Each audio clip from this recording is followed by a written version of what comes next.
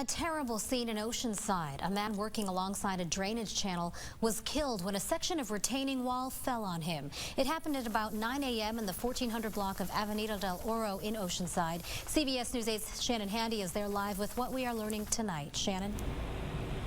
Well, Marcella, investigators spent hours out here on the scene today. Take a look behind me. The accident occurred in back of the white building you see in the distance, and it definitely had workers here shaken up. We are feel so sad. It's something so sad.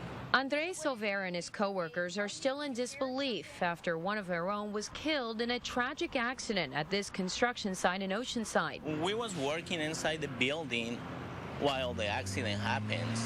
And then after the accident happens, the superintendent went inside the building and let everybody know. Officials got the call around 9 a.m. Tuesday. According to witnesses, the victim, described only as a white man in his 50s, was working in a detention basin when a concrete object known as a head wall suddenly collapsed, crushing him.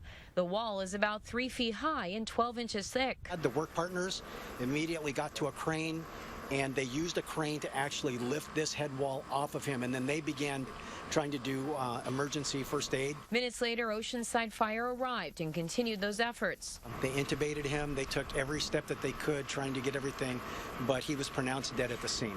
A FedEx distribution center is being constructed on the site. The project was halted as an investigation got underway. Dozens of workers were told to leave. Meanwhile, those who knew the victim or who saw what happened stayed to answer questions and meet with Oceanside's trauma intervention team. He's got friends, co-workers, and my understanding is he's worked for this particular company for a while. So the people are affected by what's happened.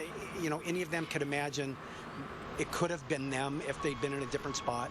Workers tell us the project is OSHA certified and everyone here follows proper safety protocol. As for the victim, we've learned he had years of experience, so his fellow employees say that wouldn't have made a difference given how rare the incident was. It couldn't happen to any of us. The only thing you can do it is to follow the rules, be safe 100%, and that's it. This is an Arco National construction site. The victim, who is local, reportedly works for that company, but calls to Arco have not been returned. Marcella? All right, Shannon, thank you. Officials say the construction site will be closed tomorrow as the investigation continues.